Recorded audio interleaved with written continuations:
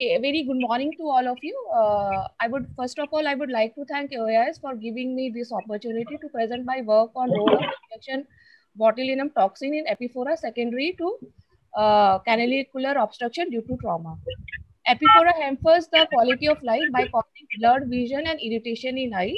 Treatment of canalicular obstruction is trephination with DCR if the obstruction is distal, and conjunctival dacryorhinostomy with John's tube intubation if the obstruction is proximal. However, trephination always results in recurrence because of fibrosis and stenosis, and John's tube has a high rate of displacement. The need of one more procedure to address these issues results in dissatisfaction among patients.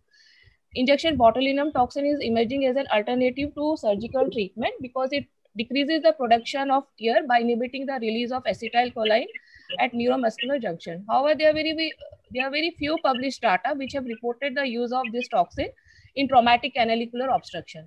Hence, this study was conducted at our center to find out how effective is botulinum toxin in this condition and how often we have to repeat the injection. So this study was conducted at Army Hospital Research and Referral, and it was done for 6 months. Patients with canalicular obstruction due to trauma with failed surgical outcomes were included in the study group.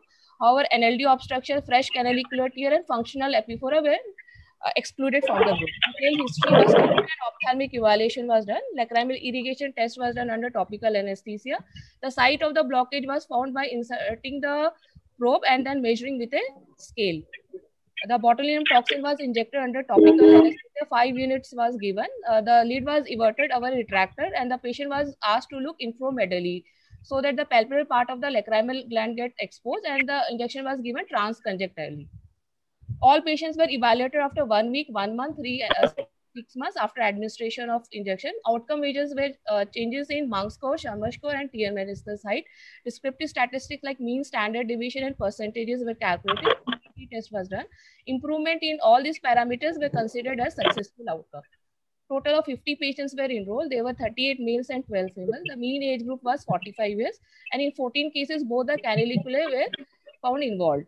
The most common causes of traumatic canalicular obstruction were road traffic injuries, followed by blast injuries and fist fight injuries.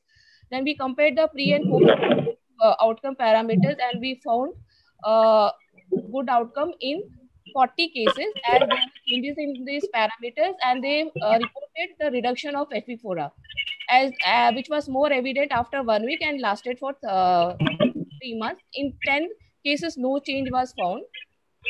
We didn't encounter any complication in 44 cases. However, 4 patients reported diplopia and two patients reported ptosis.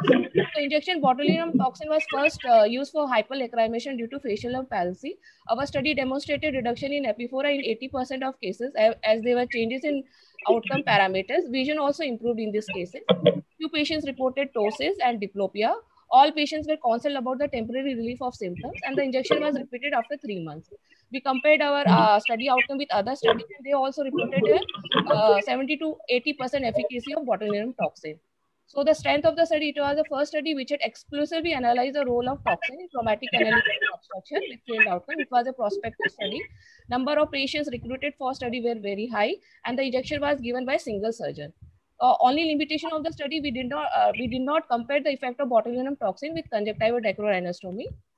So to conclude, botulinum toxin is an effective treatment modality for refractory epiphora due to canalicular obstruction. The procedure is minimally invasive, painless, and does not require much skill to perform this procedure. However, the treatment is temporary and repeated injections are required. Thank you. Yeah, very nice presentation, and you have maintained the time.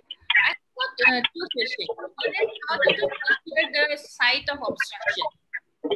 Ma'am, we inserted that Bowman's probe, and where the obstruction was found, then we measured that area with a scale. Okay.